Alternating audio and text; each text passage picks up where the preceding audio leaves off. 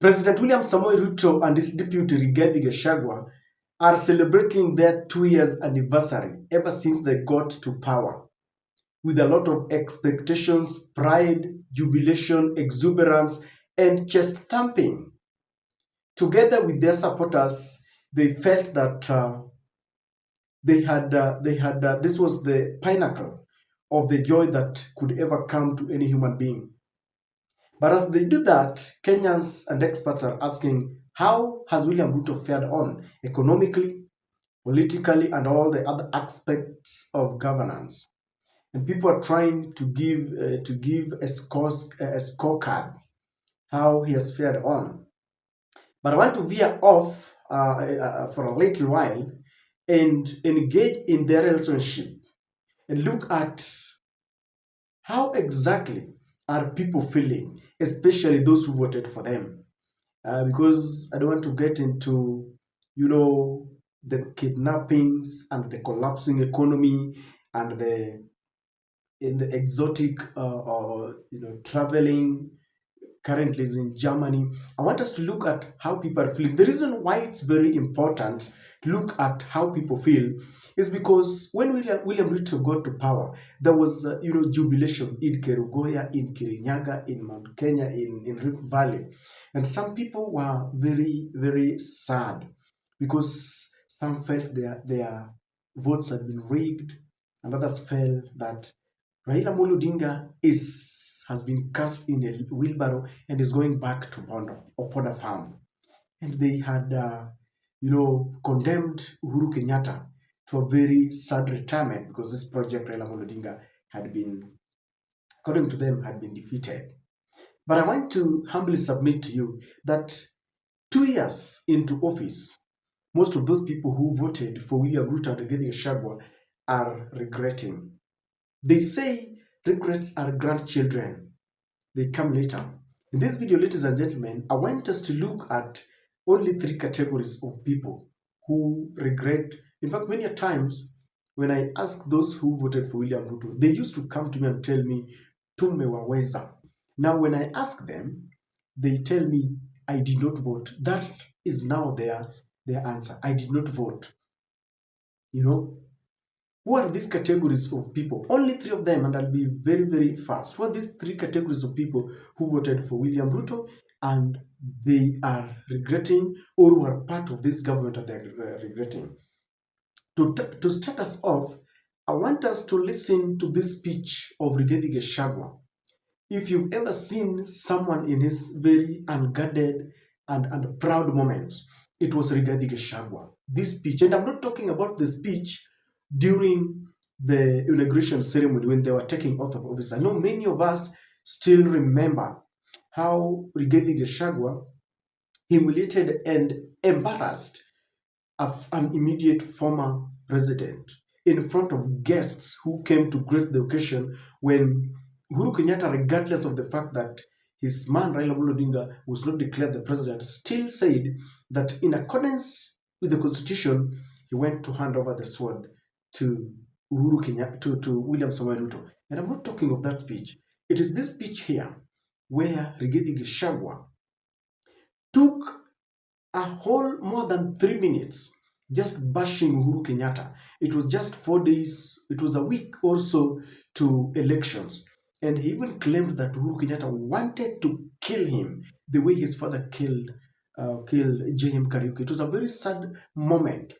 I want to, let us listen to this speech, and you know that number 1 on the list is Rigathi Gachagua, who is now regretting, and I'll explain why. Na mimi nataka niseme, niambie President wetu Uhuru Kenyatta, tafadhali rais, tunakuomba kwa heshima, umebaki siku 8 kuja hapa Sagana State Lodge na ukuja na makaton, uchukue vitu yako utoke uende. Wachana na sisi. Wachana na sisi. Wewe rais umeita mkutano pale Kicheha. Ukaita wazee hapo. Ukasema Rigathi Gachagua atajua wewe ni rais wa Kenya.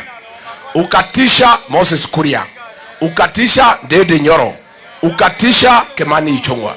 Rais, mimi nakuomba. Mimi Rigathi Gachagua nimekusaidia mwaka 20. Wewe nilikutoa kwa baa, nikakuunda mpaka ukakuwa rais. Miaka hii yote nimekusaidia. Wewe umekuja kutuumiza. Umekuja umeniwekelea makesi ya uongo. Umekuja umeninyang'anya pesa yangu. Sasa baada ya kufanya hiyo yote unatisha mimi ati nitajua yeye ni rais wa Kenya. Mimi Rais Uhuru Kenyatta na kuomba nikiwa hapa Nyeri, usiue sisi vile baba yako aliua JM Kariuki.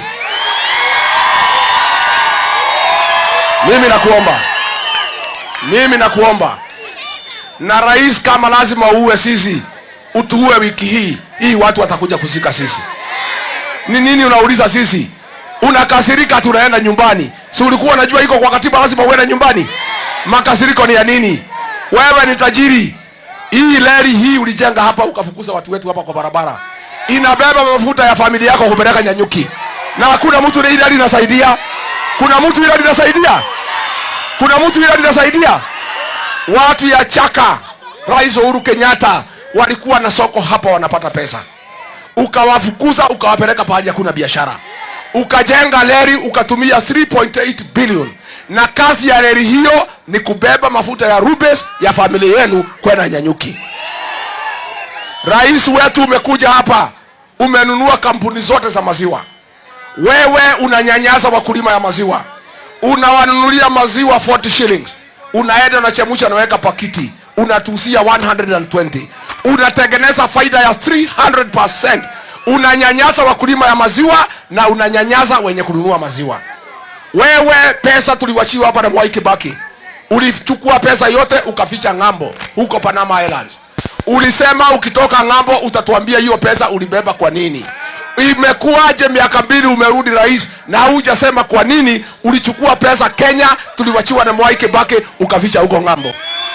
Mimi nakwambia rais, wewe baba yako alichukua mashamba ya Maumau. Hiyo mashamba ndio unaringa naye sasa. Shamba ya Gecheha ilikuwa ya Maumau mkanyakua. Shamba ya kahawa mkanyakua. Tunataka tukuambie rais, wachana na sisi. Wewe enda nyumbani ukapumzike. Tumekubaliana? Wangapi wanasema Uhuru aende nyumbani? Na tunakuambia rais tukiwa hapa nyumbani, wewe wachana na William Ruto. William Ruto ndiye alikusaidia ukakuwa rais wa Kenya. Isipokuwa ni William Ruto ukakuwa rais wa Kenya. Kweli ama uongo? Si ni Uhuru alisema 10-10? Si Uhuru alisema 10-10? Sasa anasema ati Ruto ni muongo. Yeye alisema 10-10 akatudanganya. Kati ya Ruto na Uhuru ni nani muongo? Ni nani muongo? Mnasema aende? Wewe rais, ninakutumania nikiwa hapa karibu State Lodge. Tumana na makaton kuja chukua vitu yako. Hii nyumba tunataka ikuwe tayari ndio itakuwa makao ya William Samoei Ruto akiwa rais wa Jamhuri ya Kenya. This video when he watches how he used to behave, how do you think he feels? Because even after that, because Rigathi Gachagua misbehaved before, during and after election. You remember how they conducted the Northland Farm, Uhuru's land. He continued with the, you need to return, the land that was meant for the sons and daughters of Mau Mau. You remember how he bashed Uhuru Kenyatta and he was saying he's the one who was sponsoring demonstrations. They really did a lot. Today, Rigathi Gachagua is facing opposition from the president, the man he really campaigned for. The president has accused him that he was part and parcel of the group that wanted to topple his government. And some of his very close allies are being investigated. You remember when Gachagua was in Kayole, Major Dong took that opportunity and they were saying that his phone has not been returned to him pending investigations from the DCI, and they were saying that there's nothing they're doing with the phone. They're just frustrating him. Rigathi has been denied a chopper. Rigathi, William Ruto has, has set people like Kimani Ichung'wah, and they are disrespecting him. The other day, more than 30 members of parliament were set upon him to say that they don't like him. They endorse, the Interior Minister Kithure Kindiki. He's really suffered in this government. He's been isolated. Now, when he thinks of how he bashed Uhuru, the way he talked to Uhuru, the way he talked to Raila, of course, Raila and Ruto are now dining together. He regrets, and that's why I'm telling you that he's number one on the list. He's one person who regrets, and from where Uhuru Kenyatta is, Uhuru is very happy because karma is real. What goes round comes round. They never knew that politics is dynamic, and they never knew that at such a time would come when former enemies become current friends and former friends become current enemies. We've always stated, and I thought Gachagua should have known better, that our politics is engraved on betrayal. That is it. And someone is being betrayed. I don't know. Number two on the list, ladies and gentlemen, are the people who rejected Uhuru's call when Uhuru warned them that we would rather vote for an old man who is humble and will prudently use Kenyans taxpayers' money rather than voting in someone who is only hell-bent in corrupt deals and someone who will ensure that Kenya is looted to the ground. Today, when you listen to what is happening, the Adani deal is the new subject that is grabbing headlines. How we want to sell our sovereignty to Indians, how we want to sell Adani, how we want to allow someone to manage one of our biggest, close to our biggest asset, close to our heart, the JKIA. The fate of our employees there are not known. And after 30 years, we're still going to allow them to retain 18% on return on investment. And it's pathetic, deals that are signed in a clandestine move. Documents are not, laid bare to us. And they realize that this is not the man who wanted them, and they now regret. The people who voted for William Ruto and disregarded Uhuru Kenyatta. Afadhali mzee ambaye ni mtulivu, ambaye hana haja ya kujaza mifuko yake, ambaye atachunga masilahi ya watu yake, badala ya mdomo tamtamu tamtamu tamtamu tamtamu. Lakini akiingia ni wale wa kufanya moja yako, nusu ya mwananchi, mbili yako na tano yangu. This included the people who were told they were hustlers, and they were told that Uhuru Kenyatta and Raila Amolo Odinga are sons of the first founding fathers of the nation, that they were born and bred in State House, they had never tasted the pangs of poverty, the pangs of hunger, and they were told that these people were not fit to lead them. William Ruto said he was the chief hustler. He started like as a chicken vendor, chicken seller, and egg vendor. And he told them, I'm the man. I will build an economy that is friendly to your pockets. Everything that I do will be based on the hustlers. Today, look at appointments. The hustlers are forgotten. They are never remembered. No wonder they went to the streets and they wanted to remove William Ruto. Why? Because they felt William Ruto had hoodwinked them. They regret. They wish they listened to Uhuru Kenyatta. I've always stated on this channel that when a hippopotamus tells you that a crocodile is sick, you better believe him, because they both believe in water. When Uhuru Kenyatta told you that we were going to face tough times if we elected the UDA, party, he knew, because they had worked together for 10 years. Now, where we are and where are we? Every choice has got consequences. And someone was asking me in the Kenyan language, inakurambia wapi? Inakurambia wapi? Our education system is just messed up. The health sector messed up. There isn't any sector that is viable, courtesy of our leaders. Number 3 on this list, ladies and gentlemen, is the President of Kenya, His Excellency Daktari William Samoei Ruto. This is the man who had worked with Uhuru Kenyatta. He claims, or he says, that he helped Uhuru ascend to power when fate, converged them together because of the Hague deal. Many people still believe that were it not for the Hague, Uhuru and Ruto would have come together.